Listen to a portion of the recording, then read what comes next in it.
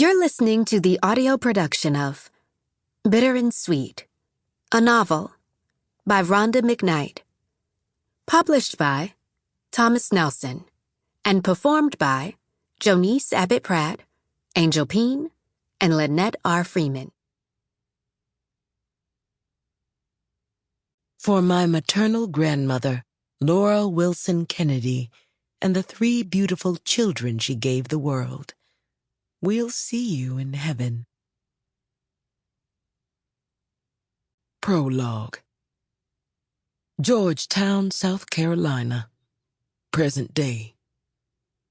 Grandma Gail Cooper Holland. My expectations were too high.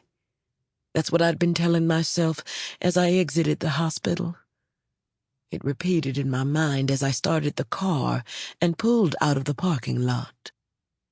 The sun had been swallowed by the dark of dusk by the time I parked behind the restaurant. I reached for my purse and stepped from the car. The keys jangled in my free hand as I walked to the back door. I inserted them, releasing the locks one at a time, and then pushed the noisy door open. Lingering citrus from the oil cleanser I'd used on the floor rose to my nostrils. I was impressed that the scent was still so strong. It had been a week since I'd mopped. Maybe it was always strong, but this place wasn't always so empty. Usually the tiny kitchen was in use. The smells of spices and coconut and sounds of searing meat and pots of seafood gumbo rolling to a boil always met me at the door.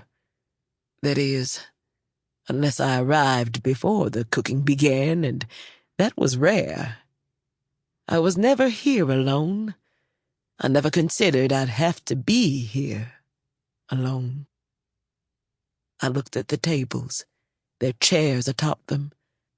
The glass door to the bakery case glistened with a haunting emptiness. I stepped to my left and walked into the kitchen. It was small.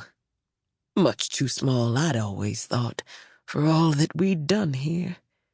But today it felt huge, like it was swallowing the nothingness that had erected itself and rested in every corner. Nothing had been cooked here in weeks. Nothing had been served to the community who had depended on us for almost 90 years. We would reach 90.